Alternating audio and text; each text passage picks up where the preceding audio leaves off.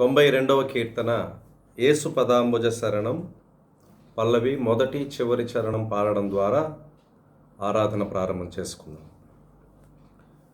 యేసు పదాంబుజ శరణం నరదోష మహాంబుది హరణం. యేసు పదాంబుజ శరణం. ఏసే మార్గము, ఏసే సత్యము, ఏసే జీవము, యేసుకు శరణం. యేసు పదాంబుజ శరణం. దేవకుమార శరణం. నర జీవ ప్రదాత శరణం. దేవకుమార శరణం. దేవదేవ జగదావతారమము బ్రోవరావే ప్రభు నీవే శరణం. యేసు పదాంబుజ శరణం. తేజోమూర్తికి శరణం. విభ్రాజిత కీర్తికి శరణం. తేజోమూర్తికి శరణం. రాజరాజయో భారత రాజ ప్రాజాత్మరక్షక ప్రభువా శరణం. యేసు పదాంబుజ శరణం. నరదోష మహాంబుది హరణం. యేసు పదాంబుజ శరణం. తండ్రి యొక్కయు కుమారుని యొక్కయు పరిశుద్ధాత్మ యొక్కయు నామమున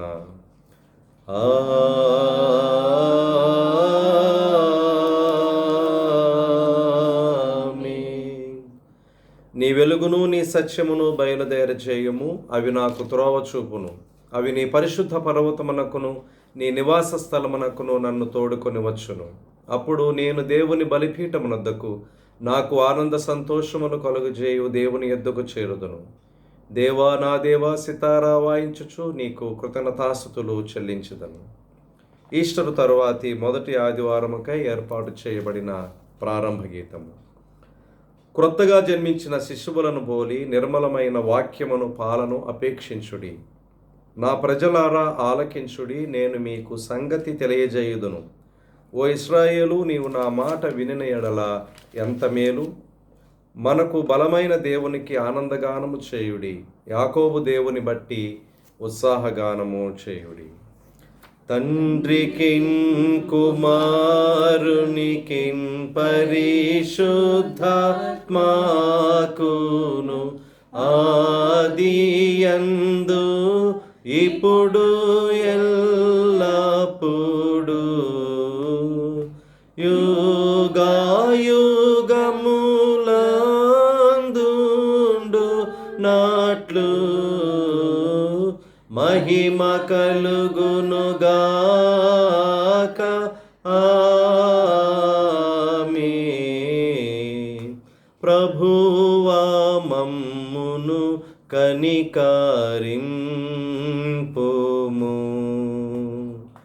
ప్రభువా మమ్మును కనికరింపుము.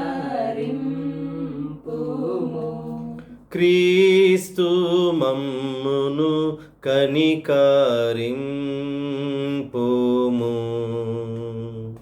క్రీస్తు మమ్మును కనికరింపుము. ప్రభువా మమ్మును కనికరింపుము. ప్రభువా మమ్మును కనికరింపుము. సర్వోన్నతమైన వాణిలో దేవునికి మహిమా కలుగునుగాక. దేవునికి దేవునికి మహిమ కలుగునుగాక, కలుగునున్నతమైన ఘన స్థలములందున ఇలాకు సమాధానం నరులకాయన దయ ప్రభువైన దేవా పరమారాజా సర్వ పరిపాల పరిపూర్ణ శక్తి గల పరమ జనక నిన్ను మహిని స్తుతించుచు మరి పొగడుచున్నాము మహిమా పర్చుచు ఆరాధించుచున్నాము నిన్ను మహిమాతిశయమును మదిదలంచియు నీకు మహిని మా స్తుతి కృతజ్ఞతనిచ్చుచున్నాము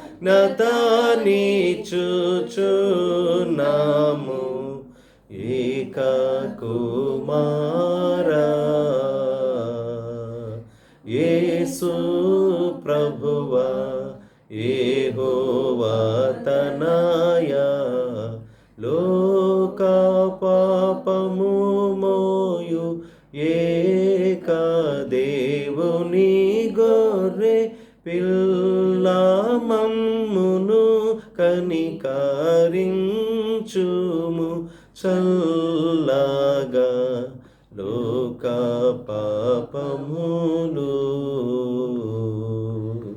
మోసుకపోవు యేసు రక్షక వాసిగా జనకుని కుడి వైపున కూర్చుండు యేసు మా ప్రార్థనలించి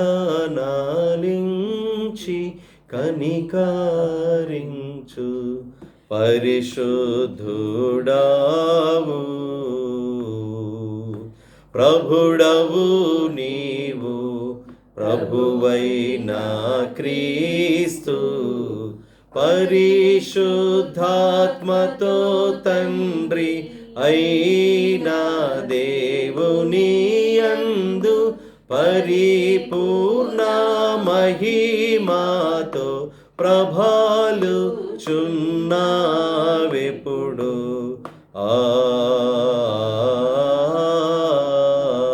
ఆమేన్. ప్రభువు మీతో నుండు గాక. మీ ఆత్మతో నుండుగాక. ప్రార్థింతము. సర్వశక్తిగల దేవ, ప్రభుని పరిశుద్ధ పునరుద్ధాన పండుగ ఆచరించిన మేము నీ కృపా సహాయము చేత మా మాటలయందు క్రియలయందు దానికి తగిన ఫలములను ఫలించినట్లు దయచేయమని నీతోనూ పరిశుద్ధాత్మతోనూ సదాయేక దేవుడై యుగయుగములు జీవించుచు పరిపాలించుచు నుండు నీ కుమారుడును మా ప్రభువునైన యేసుక్రీస్తు ద్వారా వేడుకొనుచున్నాము.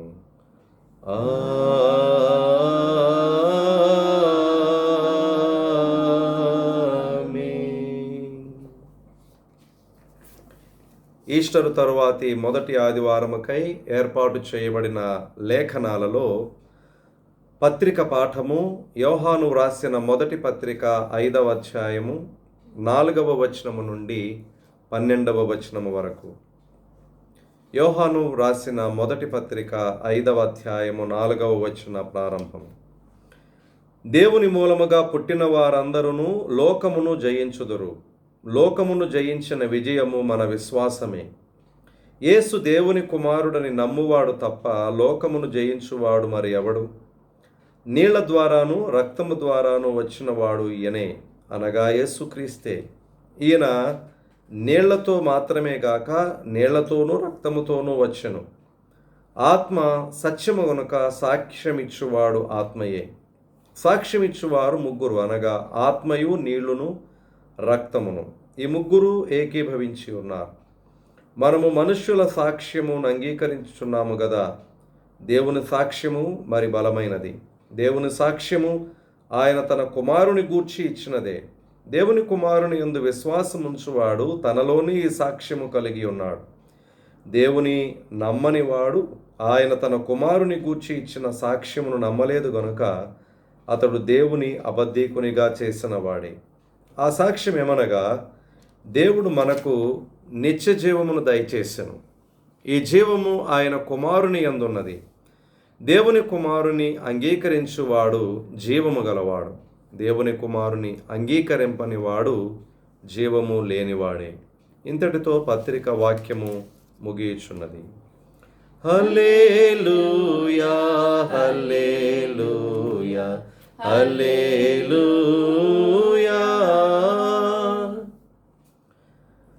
ఈ దినముకై ఏర్పాటు చేయబడిన పరిశుద్ధ సువార్త, పరిశుద్ధుడైన యోహాను వ్రాసిన సువార్త 20వ అధ్యాయము 19వ వచనము నుండి 31వ వచనము వరకు.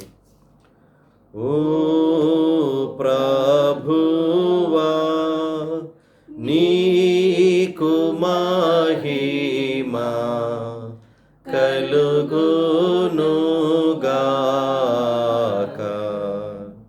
యోహాను సువార్త 20వ అధ్యాయము 19వ వచన ప్రారంభము.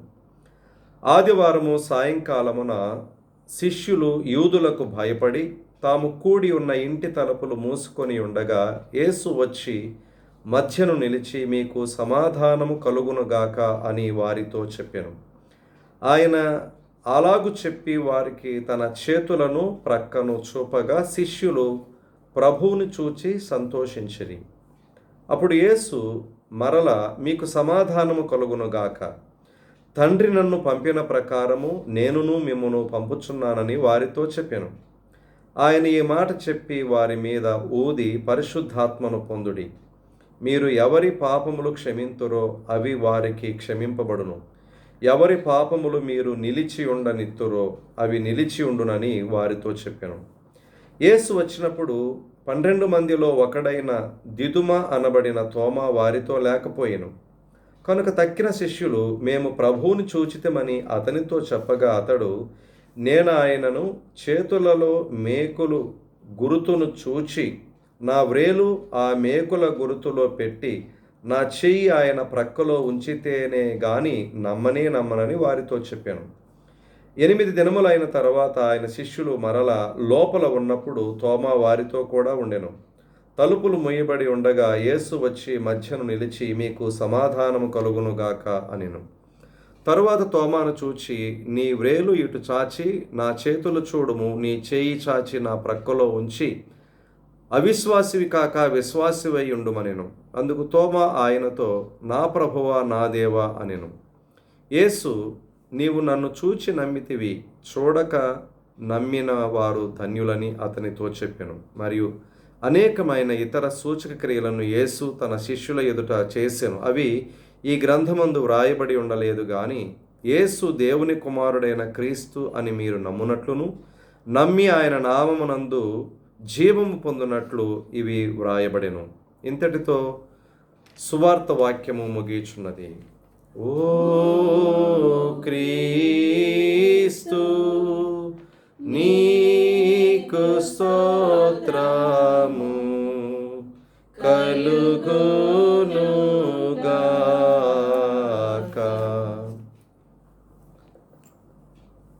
అపోస్తలుల విశ్వాస ప్రమాణాన్ని ఒప్పుకుందాం.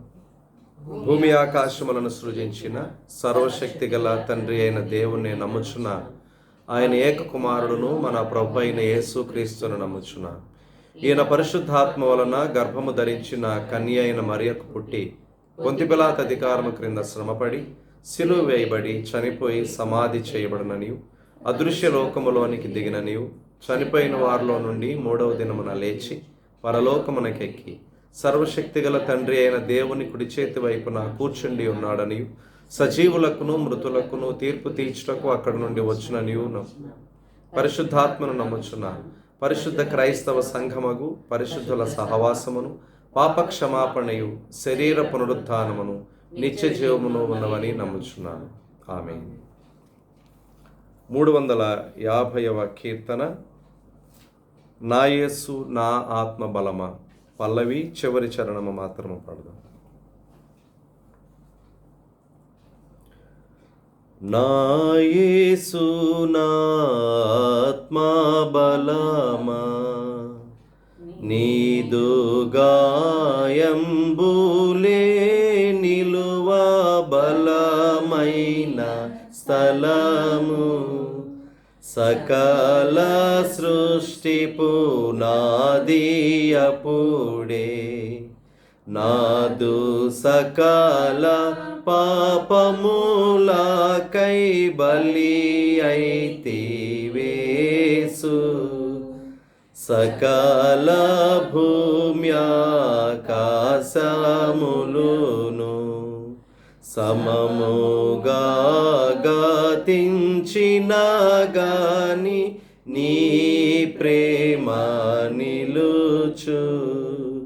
నా యేసు నా ఆత్మ బలమా, నా హృదయమే నిలిచిపోని, నాదు శరీరమే కుళ్ళి నీరైనా గాని, ధరపు నాదులే కరిగిపోని, యేసు నిరాతంబు నీ ప్రేమ నిలుచు నన్ను బ్రోచు. నా యేసు నా ఆత్మ బలమా. మన తండ్రి అయిన దేవుని నుండి, ప్రభు అయిన యేసుక్రీస్తు నుండి కృపా సమాధానము మనందరికీ కలుగునుగాక. ఆమేన్.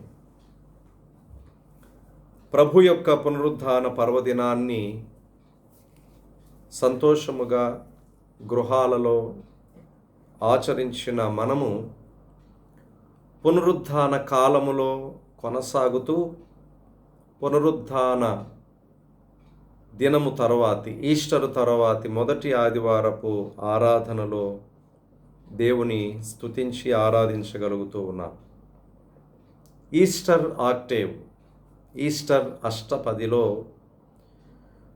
ఈస్టర్ తరువాత వచ్చే ఆదివారం, ఈ ఆదివారానికి ఉన్నటువంటి పేరు లాటిన్లో క్వాసిమోడో జెనిటీ. ఈ పేరు ఈరోజు మనం చదువుకొనిన ప్రారంభ గీతం, ఆ ప్రారంభ గీతం కూడా పేతురు రాసిన మొదటి పత్రిక 2వ అధ్యాయం 2వ వచనము నుండి సంగ్రహించబడిన మాటలలో, క్రొత్తగా జన్మించిన శిశువులను పోలిన వారై నిర్మలమైన వాక్యమును పాలను అపేక్షించుడి. క్రొత్తగా జన్మించిన శిశువులను పోలి అనే చోట లాటిన్ బైబిల్లో క్వాసిమోడో జెనిటీ ఇన్ఫాంటిస్ అని కొనసాగుతోంది.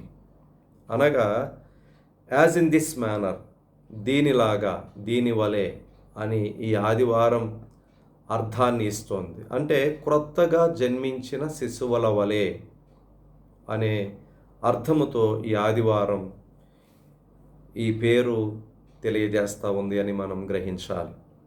ఈ ఆదివారానికి ఉన్నటువంటి మరి ఒక పేరు పరిశుద్ధ తోమా ఆదివారం, సెయింట్ థామస్ సండే. యేసు ప్రభువారు పునరుద్ధానమైన రోజు సాయంకాలం యూదులకు భయపడి శిష్యులంతా తామున్న ఇంటిలో తలుపులు మూసుకొని లోపల ఉండగా ప్రభువారు వారి మధ్యకు వచ్చి నిలిచి, మీకు సమాధానం కలుగునుగాక అని చెప్పి వారికి తన ప్రత్యక్షతను అనుగ్రహించాడు. ఆ సమయంలో శిష్యులలో తోమా వారి మధ్య లేడు. 8 రోజులైన తర్వాత యోహాను సువార్త 20వ అధ్యాయం 26వ వచనం ప్రకారంగా 8 రోజుల తర్వాత, అనగా ఈస్టర్ తర్వాతి వచ్చే ఆదివారం నాడు ప్రభు తోమా ఉన్నప్పుడు మరలా తన ప్రత్యక్షతను అనుగ్రహించి తోమా యొక్క సందేహాన్ని నివృత్తి చేస్తాడు. ఈస్టర్ తర్వాత ఈ మొదటి ఆదివారం తోమా ఉండగా అపోస్తలులకు ప్రత్యక్షమైన ఆదివారం. అంతేకాకుండా తోమా దీనిని ఈ ప్రత్యక్షత ద్వారా తన ఒప్పుకోలుని ఆయన యేసు ప్రభు వారి ఎదుట ఒప్పుకొనినందువలన అప్పటి వరకు కూడా డౌటింగ్ థామస్, అనుమానపు తోమ అని పిలువబడేటటువంటి ఈ తోమ తన విశ్వాసాన్ని వ్యక్తం చేస్తూ నా ప్రభువా నా దేవా అని ఒప్పుకొని ప్రభు యొక్క దైవ మానవ స్వభావాలను ప్రథమంగా ప్రకటించినటువంటి వాడయ్యాడు. అందుచేత ఈ ఆదివారానికి రెన్యువల్ సండే, పునరుద్ధరణ ఆదివారం, లేకపోతే నవీకరణ ఆదివారం, నూతన జన్మ ఆదివారము అని కూడా ఈ ఆదివారాన్ని పరిగణించడం మనం చూస్తూ ఉన్నాం. తూర్పు దేశాలలో ఉన్న సంఘాలు సెయింట్ థామస్ సండే గాను రెన్యువల్ సండే గాను దీనిని ఆచరించడం అనేది పరిపాటి. ఈ ఆదివారం నాడు మనం చదువుకొనిన సువార్త వాక్య భాగము తోమా ఉండగా ప్రభు తన ప్రత్యక్షతను అనుగ్రహించిన వాక్య భాగము మనం చదువుకున్నాం. పరిశుద్ధుడైన యోహాను వ్రాసిన సువార్త 20వ అధ్యాయము 19వ వచనము నుండి 31 వరకు కూడా ఉన్న ఈ వాక్య భాగములు మనం చదువుతూ క్రీస్తులో నవీకరణ, రెన్యువల్ ఇన్ క్రైస్ట్, లేకపోతే క్రీస్తులో నూతన జన్మ అనే అంశమును మనం అధ్యయనం చేయబోతూ ఉన్నాం. ప్రభు తన ప్రథమ పునరుద్ధాన ప్రత్యక్షతను మగ్దలేనే మరియకు సమాధి ఉన్న తోటలోనే అనుగ్రహించిన తర్వాత మగ్దలేని మరియ శిష్యుల దగ్గరకు వచ్చి నేను ప్రభువును చూచి తిని అని అపోస్తలులకు తెలియజేసినా కానీ అపోస్తలులంతా కూడా యూదులకు భయపడి తామున్న గదిలో తలుపులు మూసుకొని ఉన్నారు. ప్రభు పునరుద్ధానమైన ఆదివారం రోజు సాయంకాలం ఆయన వారి మధ్యకు వచ్చి తన పునరుద్ధాన ప్రత్యక్షతను అనుగ్రహించి మీకు సమాధానము కలుగునుగాక అని దీవించాడు. వారిలో భయం స్థానంలో మెల్లగా సంతోషం ప్రవేశించింది. అప్పుడు ప్రభు వారితో 21వ వచనములో తండ్రి నన్ను పంపిన ప్రకారం నేను మిమ్మును పంపుచూ ఉన్నాను అని వారితో చెప్పాడు. ఈ వాక్యము ఈ ప్రత్యక్షతలో, ఈ సంఘటనలో చాలా ప్రాముఖ్యమైంది. పునరుద్ధాన ఫలితం పంపబడడం. పంపబడినవాడు అని అర్థమిచ్చేటటువంటి అపోస్తలుడు అనేటటువంటి పేరుకి సార్థకత పునరుద్ధానము ద్వారా లభించింది. నేను మిమ్మలను పంపుతూ ఉన్నాను అని 21వ వచనం చివరిలో ప్రభువు చెప్పడం ద్వారా పంపబడినవాడు ఎలాంటి వాడైనా, ఎంత బలహీనుడైనా పంపిన ప్రభు యొక్క ఔన్నత్యము, శక్తి, సామర్థ్యాలు ఇక్కడ కనిపిస్తూ ఉన్నాయి. అంతేకాకుండా ప్రభు ఏమంటున్నాడనంటే తండ్రి నన్ను పంపిన ప్రకారం నేను మిమ్మలను పంపుతూ ఉన్నాను అంటున్నాడు. అనగా ఈ పంపడం అనేది తండ్రి నుండి కుమారుడైన ప్రభువుకి, కుమారుడైన ప్రభువు నుండి అపోస్తలులకు, తద్వారా క్రైస్తవ సంఘానికి వారసత్వంగా అనుగ్రహించబడింది.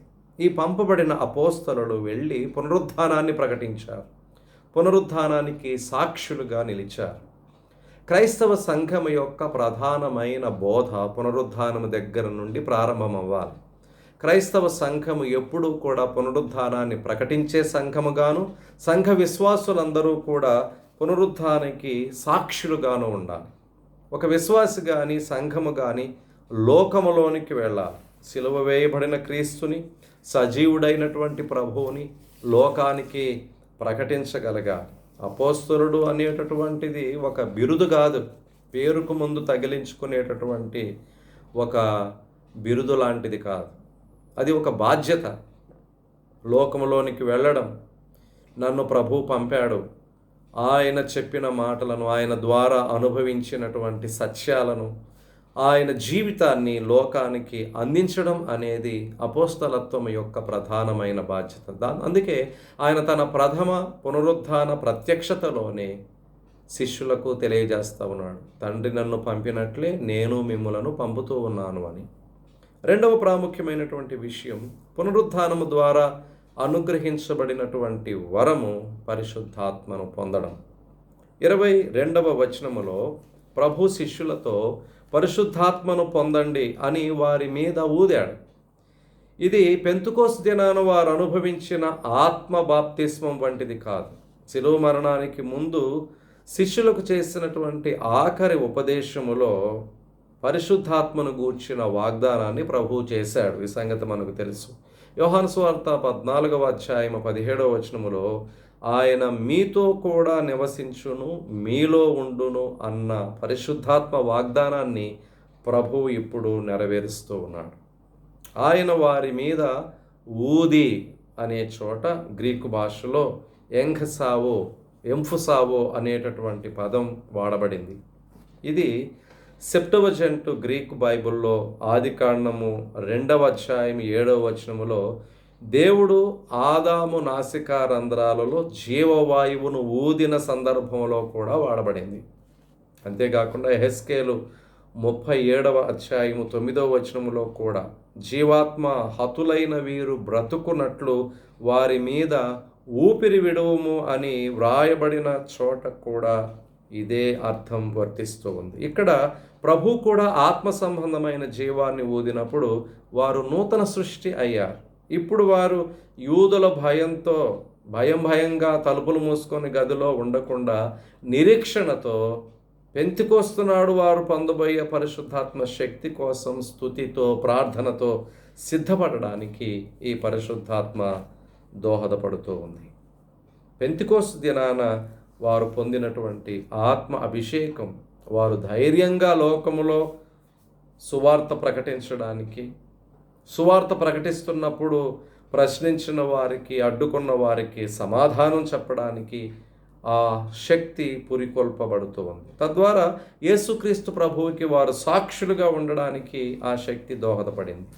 అంతేకాకుండా వీరు క్రీస్తు ప్రభువు ద్వారా కలిగినటువంటి రక్షణని వీరు ప్రజలకు అందించే విధంగా ప్రభువారు 23వ వచనంలో చెప్తున్నాడు, మీరు ఎవరి పాపములు క్షమింతురో అవి వారికి క్షమింపబడును, ఎవరి పాపములు నిలిచి ఉండనిత్తురో అవి నిలిచి ఉండునని వారితో చెప్పినట్లుగా వారికి ఇవ్వబడినటువంటి అధికారం ఇక్కడ మనకు తేటతెల్లం చేయబడతా ఉంది. ఈ విధంగా పరిశుద్ధాత్మ పునరుద్ధానము నాడు ప్రత్యక్షత ఇవ్వబడిన రోజే శిష్యులకు ఇవ్వబడింది. వారు ఇంటిలో ఉండగానే 40 దినాల తర్వాత వారు పొందబోయే ఆత్మ అభిషేకం, ఆత్మ బాప్తిస్మం, సువార్త ప్రకటనకు లోకములో సంఘము ద్వారా వారు అందించేటటువంటి పునరుద్ధాన సందేశం ఇవ్వడానికి, ధైర్యం కలిగి ఉండడానికి సిద్ధపాటుగా వారి యొక్క నిరీక్షణ కొరకు ఈ పరిశుద్ధాత్మ వరం వారికి ఇవ్వబడింది. క్రైస్తవ సంఘానికి,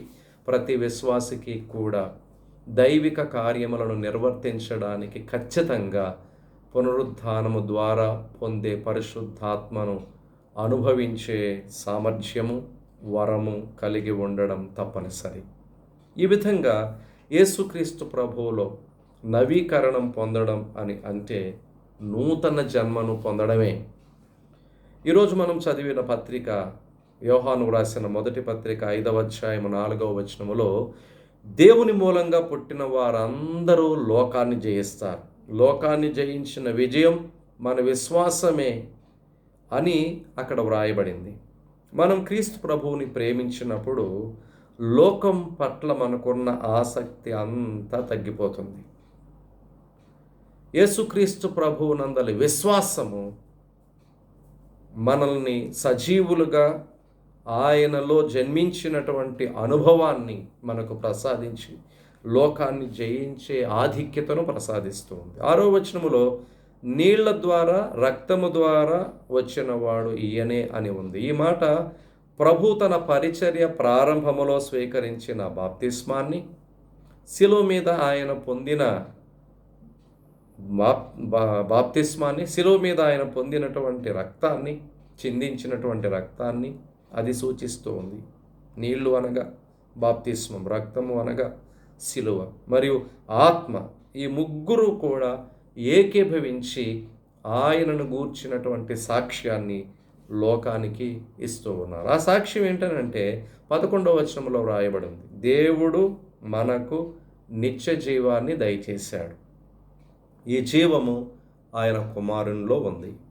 ఎవరైతే దేవుని కుమారుని అంగీకరిస్తారో వారు జీవము గలవారు, ఎవరు అంగీకరించరో వారు జీవము లేనివారు. విశ్వాసము ద్వారా లోకాన్ని జయిస్తాం. యేసయ్య ద్వారా, ఆయన దేవుని కుమారుడైన యేసు ప్రభువు ద్వారా మనకు జీవము అనుగ్రహించబడుతూ ఉంది. ఆ జీవ సంబంధమైన బ్రతుకులో కొనసాగగలుగునట్లు ఈ పరిశుద్ధ ఆత్మ మనకు దోహదపడుతూ ఉంది. ఈ పునరుద్ధాన కాలములో మనకు ప్రభు ద్వారా అనుగ్రహించబడిన ఈ ఆత్మ సంబంధమైన వరాలను మనము అనుభవిస్తూ దైవిక దీవెనలు పొందునట్లుగా పరిశుద్ధాత్మ దేవుడు మనకు సహాయము చేయునుగాక. ఆమేన్. సమస్త జ్ఞానములకు మించిన దేవుని సమాధానం యేసుక్రీస్తు వలన మీ హృదయములకు తలంపులకు కావలిగా ఉండునుగాక. ఆమేన్. దేవా నాయందు శుద్ధ హృదయము కలుగజేయుము,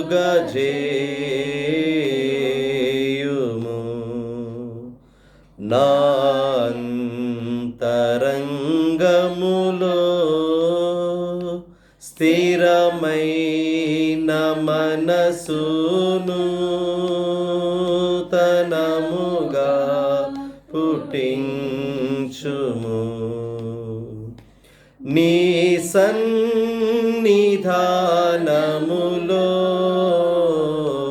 నుండి నన్ను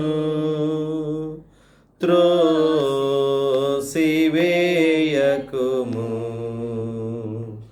నీ పరిశుద్ధాత్మను నా యొద్ద నుండి తీసివేయకుము.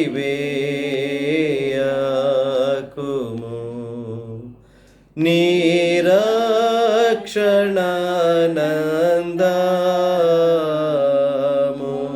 నాకు మరలా పుట్టించుము. సమ్మతి గల మనసు కలుగజేసి నన్ను దృఢపరచుము.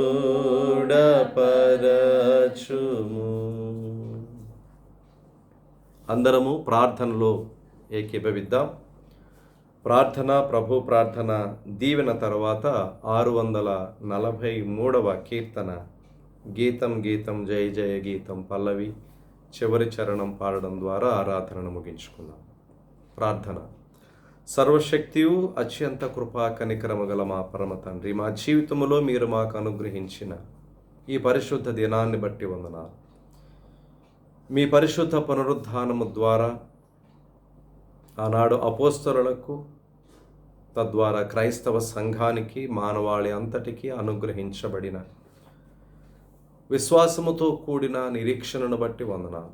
క్రైస్తవ సంఘముగా, కుటుంబాలముగా మేము మిమ్మలను ఆరాధిస్తూ ఉన్నప్పుడు మీ సన్నిధి మా మధ్య అనుగ్రహిస్తూ ఉన్నందుకు వందనాలు.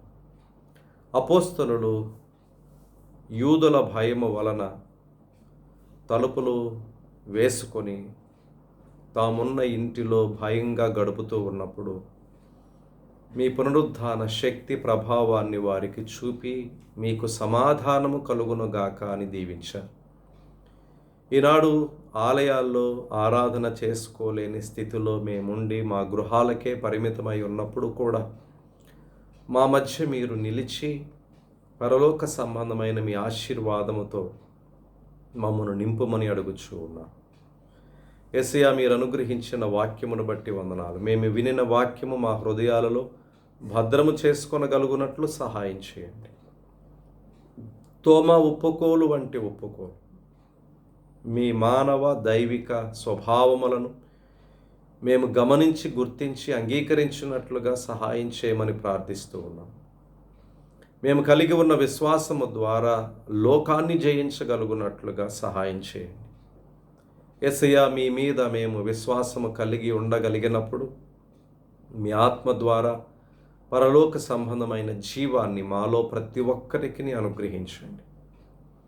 పరిశుద్ధాత్మను శిష్యులకు అనుగ్రహించినట్లుగాని యేసయ్య, మా బ్రతుకులలోనూ మీ పరిశుద్ధాత్మ కార్యాలు మేము అనుభవించినట్లు మా మీదకి పరిశుద్ధాత్మను పంపుమని ప్రార్థన చేస్తూ ఉన్నాం.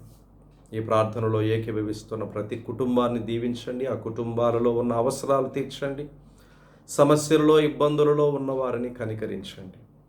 లోకమంతా ఎదుర్కొంటున్న సమస్య నుండి మీరు మాకు విడుదలను ప్రసాదించి ప్రజలందరూ మీ యందు విశ్వాసం ఉంచి మీ మీద ఆధారపడి మీ అందలి నమ్మకములో నిత్యజీవ సంబంధమైన బ్రతుకు వైపు వారు అడుగులు వేయగలుగునట్లుగా సహాయం చేయండి. మరలా మేమందరము కలుసుకొని మిమ్మల్ని స్తుతించే పర్యంతము మా శరీరాత్మలకు మీ తోడు ఆదరణ అనుగ్రహించుమని యేసు నామమున వేడుకొనుచు ప్రార్థిస్తున్నాము తండ్రి, ఆమేన్. పరలోకమందున్న మా తండ్రి, నీ నామం పరిశుద్ధపరచబడుగాక, నీ రాజ్యము వచ్చుగాక, నీ చిత్తము పరలోకమందు నెరవేర్చినట్లు భూమి యందు నెరవేరుగా. మారుదనాహారము నేడు మాకు దయచేయము. మా యెడల అపరాధము చేసిన వారిని మేము క్షమించిన ప్రకారం మా అపరాధములను క్షమించు. మమ్మల్ని శోధనలోనికి తేక దుష్టు నుండి తప్పించుము. రాజ్యము, శక్తి, మహిమ నిరంతరము నీవైన. ఆమేన్. ప్రభు నిన్ను ఆశీర్వదించి నిన్ను కాపాడుగాక. ప్రభు నీకు తన శక్తిని ప్రకాశింపజేసి నిన్ను కరుణించునుగాక. ప్రభు నీ మీద తన పరిశుద్ధాత్మ శక్తిని అనుగ్రహించి నీకు సమాధానము కలుగజేయునుగాక.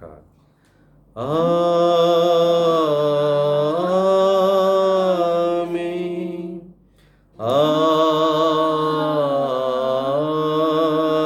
ఆమేన్.